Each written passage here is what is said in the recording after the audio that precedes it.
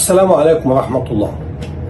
علم من 5000 سنة، وكالعادة القدماء المصريون ينقشون هذا العلم على المعابد، وفي الصين دون في كتب الطب، والنبي عليه الصلاة والسلام أوصى به، وفي العصر الحديث بدأ يرجع له من تاني، ألا وهي الحجامة.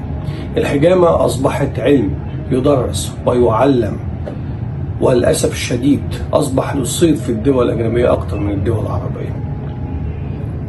احنا هدفنا في الفيديو ده والفيديوهات القادمة ان احنا ننقل الحجامة من الحياة الشعبية للحياة العلمية، بان احنا نصحح المفاهيم الخطأ المتداولة عن الحجامة في الحياة الشعبية.